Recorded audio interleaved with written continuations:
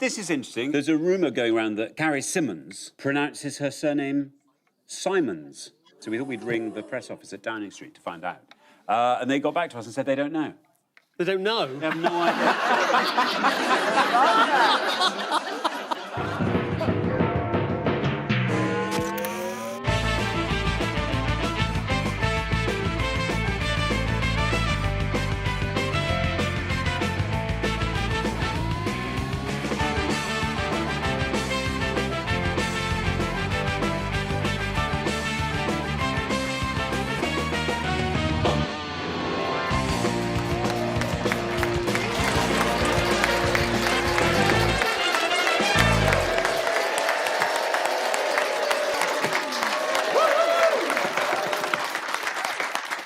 Good evening and welcome to Have I Got News For You? I'm Alexander Armstrong. In the news this week, in Kettering, after vital machinery fails at the walnut whip factory, the foreman takes drastic action.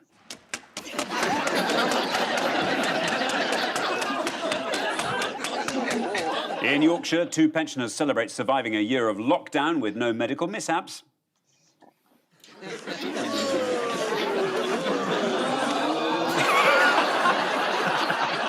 And at a farm in Cumbria, the new record holder of the world's longest crow keeps the title for a tragically short amount of time.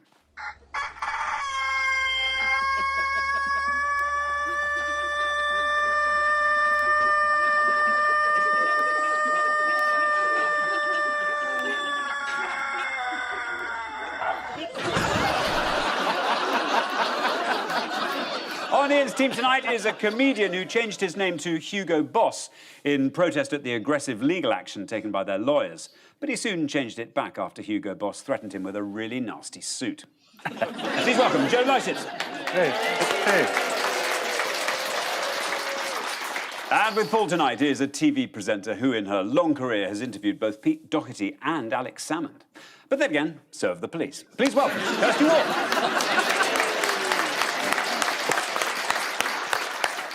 So what sort of week have you had, Ian? Fine, thank you very much. Encouraging. I've got out a lot, obviously, drinking in public, in parks, in open spaces. I've seen you doing that. Outside supermarkets. Yes. It's been great. I don't remember a lot of it, but... What do you drink when you're in the park? Lambrini? But it was a car. We begin with the bigger stories of the week. Paul and Kirsty, have a look at this. Ooh, Dominic Cummings taking a lamp back to John Lewis. Yes, this is him sort of dealing with the common people. Get out of my way. There's Boris Johnson once again excelling at sport. And there he is using his own... Whitewash. I was going to say something else, but it would, that amount of pressure a man that age wouldn't be possible. Yes, this is the news that Boris Johnson has poked the bear. Or as Robert Colville in The Times put it, Number 10 has started a petrol fight with an arsonist. Dominic Cummings has taken to his blog, making a series of damaging assertions about Boris Johnson. Before we get to the assertions themselves, though, why has he done this? Because an accusation was made by a source at Downing Street to say that he was the chatty rat who leaked details of a lockdown which I don't think Boris Johnson wanted. I think he said it in very graphic terms. The thing about the bodies piling up. Is it true, is it not true? We don't know. The great thing about this scandal is that it's complicated in the who leaked what business, and I thought the public's not going to get interested in this. And then it turned out it was about John Lewis furniture. I'm that cross, really, because most of my house is John Lewis. And the idea that... He's homeless, he lives in John Lewis. But again, it just shows how little the Prime Minister understands the public, in that he thinks if his girlfriend's snotty about John Lewis, then that's fine. It's old Granny Theresa May. Oh, ghastly, embarrassing style. Who do you think votes for you? I gave Carrie the benefit of the doubt, but now I've realised that she's like a lot of my girlfriends that have Instagram accounts for their home renovations. I'm sure you see this all the time, Ian. Yeah, no. Get furious about it. And they, spare me. You know, 2 trips to H&M Home and they think they're John Rosher all of a sudden. It's another bit of the snobbery. I mean, one of the newspapers has started calling her Carrie Antoinette. John Lewis have made much capital this week. They put out a really funny tweet. That's right, yes. Time for an interiors refresh. We pride our home design service on having something for almost everything. Yes. Yeah. The Daily Mail's Sarah Vine has got something to say on the matter. Here she is on Radio 4's Today programme. The Prime Minister can't be expected to live in a skip. I think we all imagine Boris Johnson living in a skip. That's where he gets his hair done, anyway. There's a huge difference between living in a skip and getting someone else to pay for your decoration. There's a spectrum there, isn't there? Yeah. Sort of...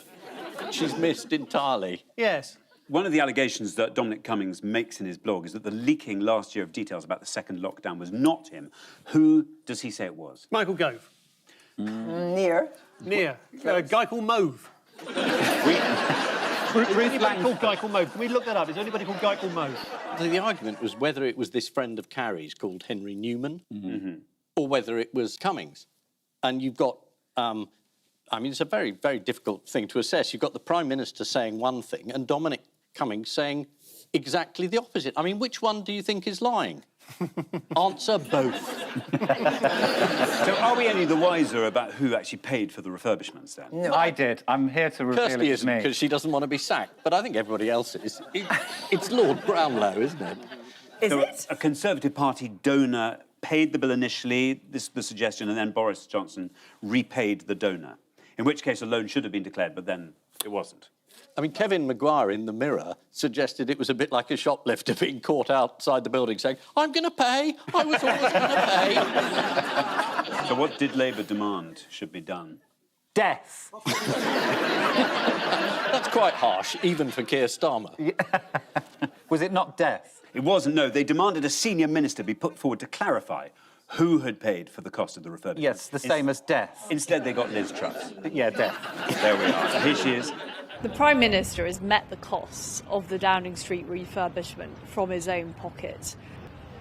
As I've said, he has met the costs out of his own pocket. But I do know that he has met the costs from his own pocket. We're very clear he hasn't broken the rules, that he has acted in line with the declarations that need to be made, and he has met the costs himself. It's what she went into politics for. She's taking a very firm line there. The idea is he's met the costs from his own pocket, but it doesn't say who filled his pocket 5 minutes An before. awful lot of focus on Boris's pocket. I'm not Yeah. sure I find that very safe. Imagine them turned out with nothing in them most of the time. Liz Truss there looked like her face was trying to escape her own head. She's got other things to try and escape from. Have a look at this. She's taking a firm line despite everything they're throwing at her. Grieve yesterday said that he was a vacuum of integrity. Johnny Mercer said this week it's the most distrustful It's a curse, isn't it? That's Carrie throwing out a John Lewis curtain rail. The hat stand. Yeah. Be gone. But honestly, do we care? Don't we just want the Prime Minister to focus on the pandemic? Isn't this all just tittle-tattle? Doesn't the British public just want Boris Johnson to get on with the job? I've paraphrased there, just so we don't actually have to listen to Grant Shapps. I actually know how all of this ends. It reminds me exactly of my friend Claire and Steph from Birmingham. They're in a WhatsApp group that I'm in, and Steph put on the WhatsApp group that she'd got a new bedspread and said it was from Debenhams. Claire said she'd seen the same one in Home Bargains. Then they stopped talking for a long time. It's very icy on that WhatsApp group. A few weeks later, Steph went at Claire outside Timpson's with some freshly cut keys. Wow. Well, that covers that story. You don't need to end it, Alexander. No. Well, the Electoral Commission is now going to investigate, saying there are reasonable grounds to suspect an offence or offences may have occurred. Ominous use. What was that in terms of clashing colours or, you know... There's going to be an internal inquiry into whether Boris Johnson broke the ministerial code. Who will have the final say on that matter? He will. Carrie. Boris Johnson. Boris Johnson. It's called an internal inquiry because you can shove the findings up your arse. And that is more or less exactly what will happen. Yeah. When Boris hosted this show many years ago, he was meant to be here at 1 o'clock and he said, oh, I've got to go and buy a Christmas tree. And he disappeared for 3 or 4 hours and then came back again. Now, that story is relevant because this was in April. Meanwhile, why was Tony Blair trending this week? Something about his hair. I didn't see the photograph, but he's got long hair. Come to think of it, Paul. Yes. Absolutely. Paul, I What? think yours is better, though. I haven't seen his hair yet, so I don't know whether that's an insult. OK, let's have a look. Yes, by the way, it was his hair. Yes, my hair's better than that. I think it is. I don't look like the drummer in Iron Maiden. I quite like it. You know, it's been a long pandemic, couldn't get to the barber. I only look like this because my live-in gardener's very good with secateurs. Well, this is the continuing row between Boris Johnson and Dominic Cummings, and it looks like there can only be one winner. Rishi Sunak helpfully revealed this week that he had paid for his own flat refurbishment in full. That's how you behave in the public life, with honesty, integrity, and by being married to a billionaire. Commenting on the row over the redecorating of the flat, one Telegraph journalist said that Boris may have left a damaging paper trail. Clearly didn't use enough paste.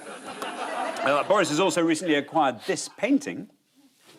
Oh. Yeah, nice. According to the Mail, he bought it using PayPal, not the online finance system. He just gets his pals to. Meanwhile, in the Lulu Little showroom, one man stands and dreams. He's in John Lewis. He deliberately went to John Lewis to do a photo op, and the Conservative spokesman said, "Look at him, he's playing politics." That's his job. He's the leader of the opposition. Ian and Joe, take a look at this. Oh, well, that's some innocent people who, after a long struggle, have proved their innocence.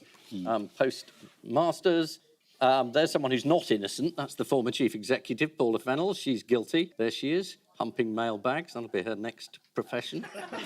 Sewing them. So it's a fantastic result. 39 people, one of the biggest miscarriages of justice this country's ever seen, have cleared their reputations.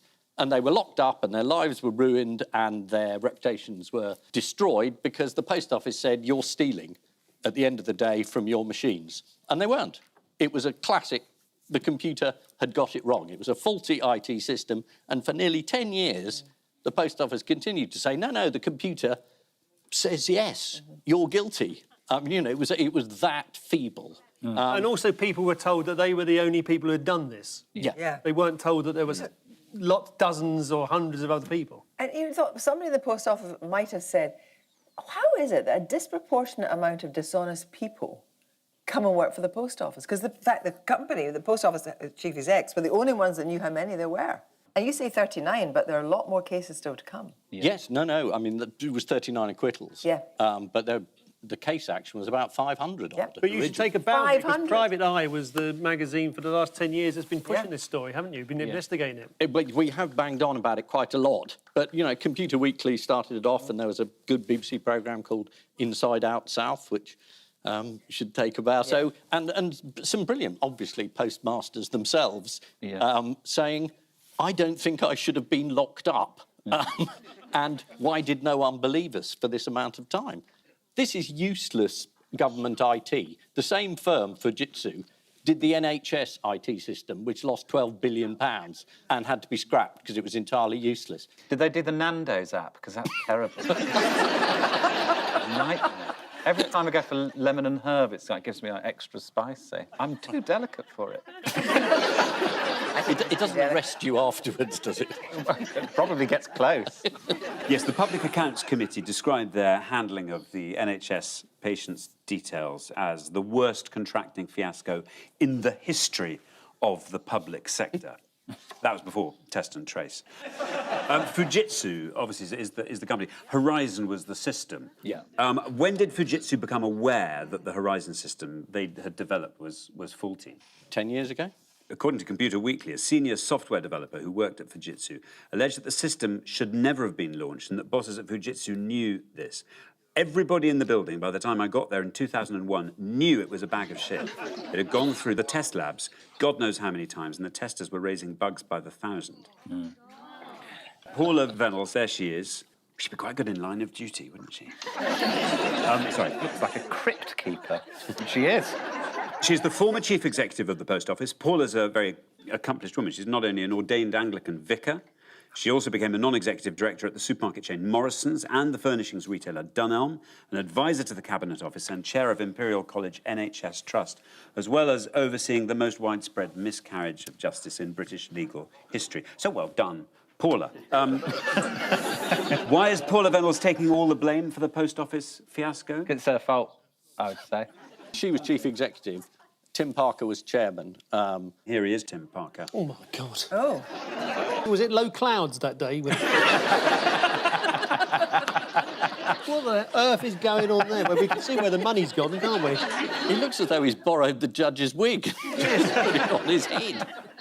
He said of this he'd like to apologise for historic failures, by which he was trying to imply things that had happened a long, long time Before he got there. Before he got there, but it's just not true. You know, even a couple of years ago, the Post Office was trying to replace the judge who'd found the first lot of people innocent and saying he shouldn't be allowed to try the case anymore. Paula and the Post Office tried to investigate their own system themselves, didn't they?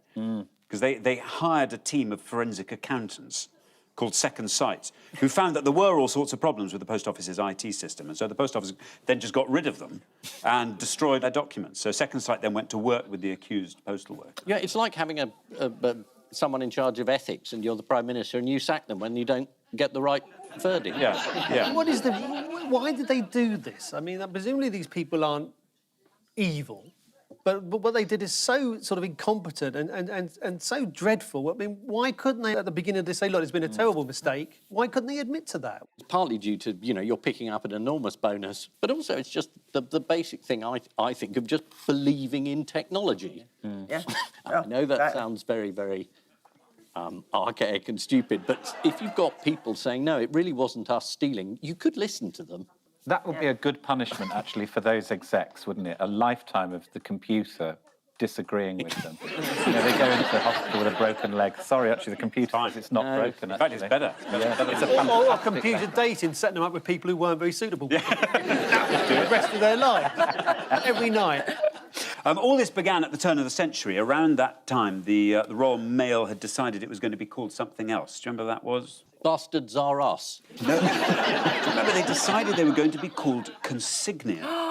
Consignia, that's a sort of mafia post, isn't it? That's number Consigliere. Oh, yes. Stupidity. As the Royal Mail Chief Executive John Roberts explained, consignia describes the full scope of what the Post Office does in a way that the words post and office cannot.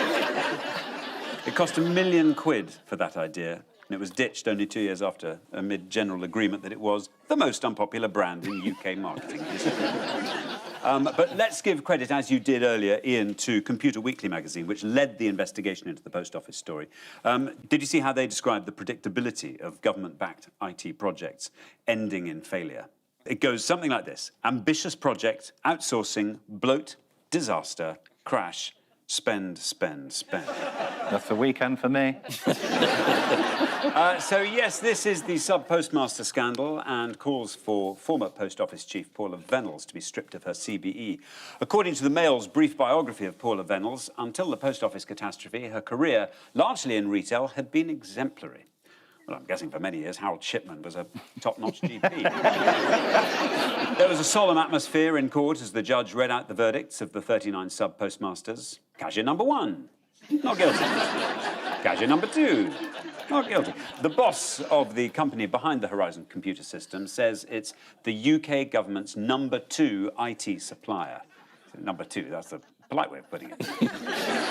Time now for round 2, the swirly picture of news. Fingers on buzzers, teams. Here's your first swirly picture. Yes, Kirsty. Something has happened in Aberdeen. It's something to do with a retitling. It is exactly to do with the retitling. It is Scottish investment house Standard Life Aberdeen has rebranded. It's now called Aberdeen. No. But still pronounced Aberdeen. Stephen Bird is the chief executive of the company. They're an Edinburgh-based company. What prompted them to make this change? Ditch all the vowels, some of the vowels. I have no idea. Was it a severe mental breakdown? Maybe they took a lot of E, and they couldn't see the letter anymore. Stephen Bird, the chief executive of the company, said the rename makes it more modern and dynamic. Sorry, dynamic. Can you see any potential issues with this new name? They could go to PricewaterhouseCoopers and it'd be Rick. Yes. The minute you said that, I was like, I cannot wait to see what she does. Yeah, you rebranded as Hugo Boss. I did, yes. Yes. Yes. Any tips for Amberton? Top tip, actually. It's very easy to change your name via deed poll. It's quite hard to change the other things, like your passport, whatever. I had an issue because, silly of me, really, but I made my signature a cock and balls, and the DVLA rejected me. So I would say, if you're going to rename yourself, don't make your signature a cock and balls. It's my top tip for life. Well, that's bad luck for somebody whose name is Cock and Balls, isn't it? I mean, that's terrible. But cock and balls will be short for something like Coburn and Ballistic or something. What else might be changing its name shortly? Oh, Mount Snowdon. Yes. Oh. Yes. Mount Snowdon. It's going to be called... A motion has been brought forward by a local councillor that it should only ever be referred to by its Welsh name. Oh, right, sorry. I was born in Wales. Yeah. I didn't spend very long there. Oh. Iarwyddfa. Iarwyddfa. It's disgusting, these woke lefties, meaning that we can't dead name a mountain now. Yeah, exactly. Makes me sick. Sorry, I'm trying to add a bit of BBC, what is it? Racism. Fury. I tried to work out, because we're meant to be sort of a bit left and a bit right now, aren't we? Is that the idea? Yes. And I tried to work out if you could do a right-wing sewing bee. And I decided it wouldn't be called sewing bee, it'd be called Old Women and Puffs. And everyone on it would be called Gary. And I'd go around and say, what are you making, Gary? And he'd go, swastika blanket. Wales's highest mountain, Snowdon, may soon only be called by its Welsh name. I believe the correct pronunciation of the mountain is, I'm going to have a go at it, wish me luck, Snowdon. This is part of a trend to reclaim traditional Welsh names that have been anglicised. For example, Councillor John Pugh Roberts said Hellfire Pass should be more accurately known as Bullhead Royce, or even more accurately, the A363. Fingers on buzzers, teams. Here is your next swirly picture.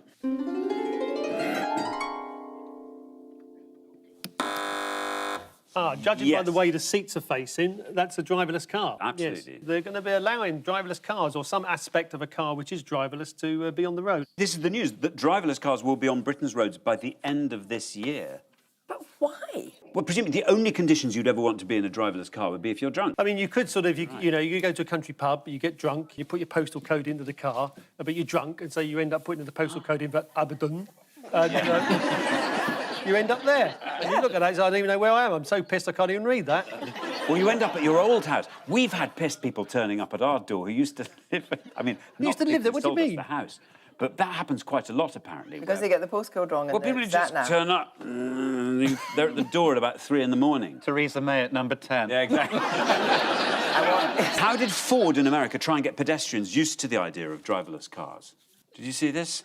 They had a man cleverly disguised as a seat driving around in a car to see if people were scared by it. And I think we've got a bit of footage of this. Here it is.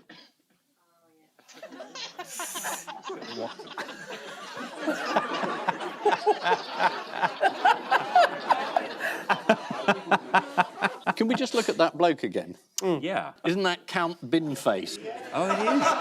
Volvo's latest ad for its conceptual electric driverless car shows that you can relax in a full-length bed and even fall asleep. What if you die en route? Then you're just delivered dead. Well, you make them out of wood and you can just use it as a coffin. What has Londoner Gareth Wild been up to in the car park of his local Sainsbury's? Oh, yes, he's successfully parked in every single available car parking space in the last 2.5 years or something. Exactly right. He's completed a 6-year challenge. Oh, my God. Yeah, there are 211 spaces Gareth could have parked in. How did he keep track of where he had and hadn't parked? Something to do with spreadsheets, which I don't really understand what that is. Absolutely right. There you go. So here's the car park, helpfully broken down into zones by Gareth. Where do you think the best spot was? What do you mean the best spot? The one nearest the supermarket? Well, yes. Well, the one nearest the supermarket. The one, yes, C1. C1, absolutely. Oh, yeah. Yes, C1, which he describes as gold dust. Some spots were more difficult than others to claim, including B7 and B8. As he said, I went down one evening for snacks quite late, managed to snag B8. Ooh, that was quite a moment in my life. Quite sweet, really, isn't it? Yeah. Quite an innocent diversion. Do you want to see a Belgian man's ingenious solution to parking his car in a teeny tiny garage? Yeah. Yeah.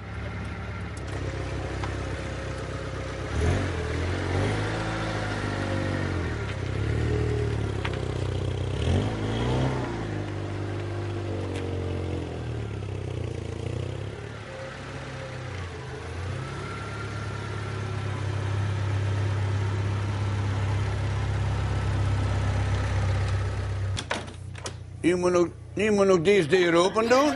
Wil ik de deur van Notterkind daarin. Nu moet ik de auto, nu moet ik achteruit rijden. Nu rijd ik achteruit en dan kan ik uitstappen, hé meneer, zie. Ik leg de auto stil, ik stap uit. En ik duw de auto vooruit en dat staat binnen, hé. Zie, nu duw ik de auto vooruit. Op zijn plaats. De auto staat op zijn plaats. Doen de deur. That's the most pleasing video I've ever seen in my life. Yes, this is the news that motorists could legally allow their cars to self-drive on British motorways later this year. According to The Guardian, motorists could be allowed to watch videos and send texts while they're driving. Currently, the only way to do that is by getting an HGV licence. OK, fingers on buzzers. I don't think I want to know what this story's about. This is news that the COVID pandemic has changed the demand for some of the UK's most important goods. So here's what we're going to do. Fingers on buzzers, and we're going to do boom or doom. I.e., has the pandemic been brilliant for this brand or terrible? Oh, fun. OK, so fingers on buzzers. Corned beef, boom or doom? Joe? Boom? Boom, absolutely right, it's boom. According to the food industry publication The Grocer, sales of the canned meat rose by 9.8 million to 83.3 million in the last year. Fantastic. Who's responsible for this? Me. I just love mush. Anything I can mush in, just punch it in. Great. When I was very young, when I was like, before I was 10, I misread the label once. I thought it was cornered beef. That's how they caught the animals. They sort of like edged them into a corridor, but then it can't get out, and then you kill it. Cornered beef. According to the commercial director for Princes, who make the stuff, lockdown has driven a trend towards nostalgia and comfort. Yeah. OK, here's your next one. Boom or doom? Portaloo. Yes. Definitely boom. It is absolutely right. Yes, Definitely they boomed. In fact, demand has rocketed so much there is a global shortage of Portaloos. According to The Times, an industry source says it's a mess. How they usually are. OK, fingers on buzzers. Next, boom or doom? Marmite. Or... Yes. Doom. Yes, doom. Why? Because the others have been boom. And I would guess that there would be some variation at some point, otherwise it's bound to be called boom. That's true. That's true. Marmite, apparently it's doomed. A reduction in beer making during the pandemic has meant there isn't enough yeast. No yeast, not enough supplied yeast. by breweries. So the stocks are low, Yes. but do people still want it? Well, listen, Marmite fans, I mean, how have they reacted? How would you imagine? With horror. They have declared it to be Marmageddon. Last one, fingers on buzzers. Yeah. Naturists. Yes. I'd say boom. Boom, absolutely, yeah. According to British Naturism, staying at home has caused an explosion in naked living. Members have almost doubled in size. British Naturism embraced lockdown by running up to 100 online virtual events a month. Do you know what sort of things these have been? Well, presumably you had to be a member to join. Well, I don't know. They've done all sorts. There have been naked pub quizzes, to improvised drumming classes to beat out the stress. Apparently one popular class is Naked Kitchen with Pam, where participants are taught to make flapjacks and Victoria sponge. I mean, Pam's really taken off. Everything. Do you want to see her on Eamon Holmes? Yeah. His programme? Literally on Eamon Holmes. This is his programme. Oh, OK, sorry. So that's the thing you see, naked naturists on breakfast television, nowhere to put the mic. It's not necessarily the mic, it's the battery pack you've got to worry about. This is the news that people sheltering from COVID are seeking comfort by eating corned beef.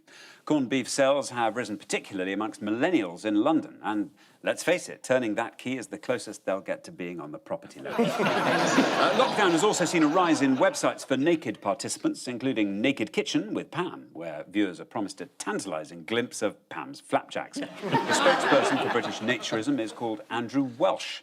Welsh, coincidentally, also the noise he makes when getting off a plastic camping chair. Fingers So visceral. on... Fingers on buzzers, teams. Here's another picture. Yes, Ian and Joe. Is it David Cameron? Yes. Yes, I got one right. This is just the next chapter in Green Cell. Oh, yeah. It's great that Joe recognised him, because most people now say, I don't know who he is. I never met him. I certainly never had any phone calls from him, and I didn't give him any help. So I have no idea who that is. What else do we learn about Lex Greensill this week? He wasn't a special advisor, despite what his business card said, and he didn't have any sort of employment contract. But what did he have? The letter A at the start of his name. His name is Alex, but he goes with Lex. It's almost as if he's been working for these Aberdeen people. He had a security pass for the Cabinet Office. According to Britain's top civil servant, Simon Case, it does not look appropriate, and he was surprised and puzzled by the lack of paperwork. Let's just move our attention to football for a moment. A recent meeting between Boris Johnson's Chief of Staff, Dan Rosenfield, and Manchester United Executive Vice Chairman Ed Woodward has recently come under scrutiny. Do you know why? Yeah, because it wasn't only Rosenfield he met. He had a passing meeting with Johnson, at which Boris Johnson apparently sort of gave a nod and a wink to the Super League. Yeah? Are you saying that the Prime Minister said one thing to one group of people and another to another? According to the Sunday Times, Ed Woodward left the meeting on the 14th of April, just 4 days before the launch of the Super League, feeling emboldened about the plans, and reportedly told those behind the league that the project had been given the go-ahead by the PM himself, only for the PM himself publicly to condemn the idea just hours after it was announced. It is his entire style of government. It's, of course, I'll leave my wife. I told you I'll leave my wife. I'll leave my wife. No, I'm not going to leave you. I'm not going to leave you. No, never leave you. This is the ongoing Greensill scandal. It's also been rumoured that Manchester United executive Ed Woodward met Boris Johnson 4 days before the launch of the Super League. Woodward chatted to the PM after bumping into him in a corridor at Downing Street, where presumably Boris was hovering around waiting for the gold paint on his skirting board to dry. It is time now for the odd one out round. Just one between you this week, and your four are Vladimir Putin, pubs in Scotland, Donald Trump, and this rather unusual Louis Vuitton designer gilet. It's got something to do with keeping warm. Gilet, if that's what it's called, which looks like the sort of wrapping you get in an Amazon parcel, which probably costs thousands of pounds. Those air bubbles keep you warm. So Putin's the odd one out because he actually embraces the cold. No, it's No. not that. Oh, well. I've got an idea. Yes. Go on, then. Putin this week said that he thinks perhaps Russia should be more transparent. Like the gilet. Like the gilet. Gilet. Is it not that? No, it's not that. Trump's the only person with a crooked mouth. No. Why stop at his mouth? They all have inflatable versions of themselves, apart from Vladimir Putin, who deployed an inflatable army of tanks in Russia. You can rent an inflatable pub in Scotland. Yeah, people in Scotland can make their gardens more exciting as lockdown eases by hiring one of these, an inflatable pub. Oh, sick. There we are. Costs 200. That's a tent. You can get that as an extra as well. 250 quid. Comes complete with a bar and VIP bollards. Alcohol is not included. There are certain stipulations. Yes. Which are, it will not be erected in winds over 24 miles an hour. Putin has this inflatable fleet of tanks. Let's have a look. A fairly convincing tank. Look at this. Some pumped-up fighter jets. And very realistic-looking missile launcher. So is it people from afar think For that surveillance. This was something the British did in the Second World War, wasn't it? Yeah, In the harbours. desert. Yeah. Yeah. Yeah. In fact, do you know who one of the first people was to use decoys for warfare? It was Trojans. Oh, well, yeah, I guess. That horse. Everyone thought it's a giant horse. It's galloping in. Turns out. But no, Paul, you might know this. Jasper Maskelyne. He was a magician. Oh, yes. Stage magician. He made a tank disappear by stretching a painted canvas to cover half of it, called a sun shield. Let's have a look. Yeah, go on then. I mean, you'd never know it was there. Mr. Putin, unsurprisingly, came top in a poll this year of sexiest men in Russia. Yes. Who do you think a significant number of Russian men voted for when they were asked to vote for the sexiest man in the country? Themselves. Exactly right, 19% voted for themselves.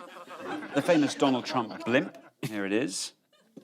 Oh, yes. Been acquired by the Museum of London. Why is the Museum of London choosing to preserve it? Cultural significance. Well, I suppose that's right, yeah. According to the museum, the blimp was an extraordinary and imaginative idea from Londoners.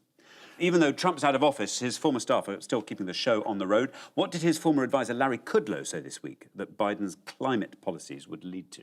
I did see a remark that was said that Biden said you've got to stop eating hamburgers. That's right. Biden's attempts to slash emissions would lead to no burgers on the 4th of July and would lead to an emergence of plant-based beer. And then we come to the designer brand. Louis Vuitton turned heads with this unusual inflatable gilet. How much is it? £2,500. And you have to supply your own air? You probably do. I mean, how would you describe that garment, Joe, in your sewing bee role? I mean, my role is host, so I don't normally give a view, but I would say shit. How did one man in China create a DIY version of the gilet? Well, I should imagine because it looks like packaging, doesn't it? So he just sort of took some packaging out of an Amazon box or equivalent That's right. and just draped it around his neck. Yep. Mr. Yi came up with a much cheaper alternative using air packaging pillows. Yep. Cost 50p. Here he is. I prefer that. Yeah, I think so. There is a difference between the two, and that is the cheaper version doesn't have a zip. You get what you pay for. Famously expensive, yeah. Yeah. Well, they all have inflatable versions of themselves, apart from Vladimir Putin, who deployed an inflatable army of tanks in Russia. Considerate of Putin to create an army that blows itself up. Putin's inflatable tanks are incredibly realistic, though. Obviously, before any soldier climbs into one, he has to take his shoes and socks off. The Donald Trump blimp was sent to the Museum of London, squashed into a suitcase. Coincidentally, how, on more than one occasion, Melania tried to smuggle herself out of the White House. According to the Louis Vuitton website, the gilet has a central zip at the front, or a zip. Time now for the Missing Words round, which this week features as its guest publication the magazine of the International Tug of War Federation. They recently gave the old editor the heave-ho. And we start with what causes fears of earthquake? A particularly spicy dal. Is it the arrival of Eric Pickles? The answer is gender reveal party. A couple in New Hampshire's gender reveal party was such a hit that it sparked reports of an earthquake. The parents set off £80 of dynamite at the gender reveal party for their child. As a result, we still don't know what sex the baby is, but we do know it's deaf. Next, the easiest TV quiz show to what is what? To win is this. Yeah. Why don't you do it then? No, the easiest TV quiz show to win is Name That Fruit, which is on Tuesdays. Pomegranate. I'm going to give you it. Eggheads, because you. What do you mean, name that fruit? I'm going to give it to you, eggheads. What are you talking about? Eggheads is apparently the easiest one to win. According to The Times, the second most winnable quiz is Pointless, the daily quiz hosted by Alexander Armstrong and Richard Osman. I have to interject there. I think you'll find it's hosted by Alexander Armstrong. Richard is my assistant. It's just eye candy. How many programmes do you record in a day? It's about four. You can always tell the fourth one because you both look bored shitless. Do we really? Yeah, oh yeah. Oh, God, we go to such lengths. Next, Netflix denies struggling to find actor to play what?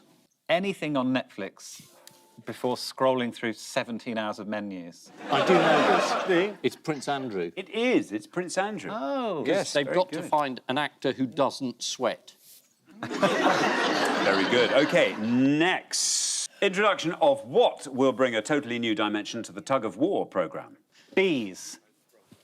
Bees? Yeah, just a swarm of bees. Good idea. Yeah. Tug of war on ice. Oh, lovely idea. Yes. Oh, have you got momentum on your Yes. Yeah. I bet you both have momentum on your side, though, wouldn't you? Do momentum take part in Ice fence. The introduction of senior mixed 580-kilogram weight class. I was about to say that. So annoying. This headline went on to talk about the worldwide media rights of tug of war, which were finally sold to the highest bidder. Double money for old rope. Next, man balances what on his nose for 1 hour and 41 minutes? 2 nuns and a sausage. It's a garden hoe. According to one report, the record-breaking feat caused the cartilage in his nose to deform. Interviewed straight afterwards, he said... OK, next. Tug-of-war competitors warned to be wary of what with highly pungent aroma? It's not other competitors. No. Is the answer eggheads? It's not. No? It is... Lord... Rubber mats is the answer. Yeah, fake rubber mats. It's such a disgusting smell, it makes you want to heave, which is actually quite handy. Next, Bake-Off judge Prue Leith left red-faced by what? Sex party in Shropshire. It can't be. I'm going to give you that. Wow! Naked orgy dilemma. What? Sure. This is the story What was the dilemma? She didn't get invited. This is the story that Bake-Off star Prue Leith once attended a Parisian orgy. I'd like to imagine a petit foursome was involved. Next, what found smothered in butter on Russell Road, Salisbury? Russian agent. Sleeping policeman. Car. Parked car. What else did you get in a road? Double yellow lines. Garden gnome. I'm going to give you that. Land Rover is the answer. That's not the worst of it. On the way home... I'm going to give you that. Yeah, egghead. On the He said basis car. of what? He said car. He said almost everything. Yeah. Well, that's true. Yeah, I said car, garden gnome and sleeping policeman. That is everything. I want to go on Mastermind, specialist subject everything. Not the only instance of a luxury vehicle being damaged in that way. Just down the road, police found a couple of buttered rolls. And finally, scientists discovered dolphins can hold what? Parish council meetings. Pub quizzes. Grudge. That's exactly right, yeah, grudges. They can hold grudges. Based on 30 years of observations, researchers from Bristol University noticed that dolphins hold deep-seated grudges against other dolphins. Here's one. Latin name Megan Marcellus. And so, therefore, the final scores are Ian and Joe on 5, Paul and Kirsty on 7. No. On which note, we say thank you to our panellists, Ian Hislop and Joe Lycett, Paul Merton and Kirsty Wark. And I leave you with news that in Westminster, a call goes out for someone so lacking in principles that they might just possibly be persuaded to defend Boris Johnson in the House of Commons. There's further bad news for Boris Johnson after he gets a tip-off telling him Carrie's been spotted at the Kensington branch of Farrow and Ball. As workers march on the Nike factory in Karachi, some demonstrators have clearly misheard the protest is over a huge scandal. As gyms and pubs both open in the same week, it's a difficult decision for the people of Scotland. And with the lifting of lockdown approaching, there's excitement in the West End as a new owner announces the reopening of Stringfellows. Good night.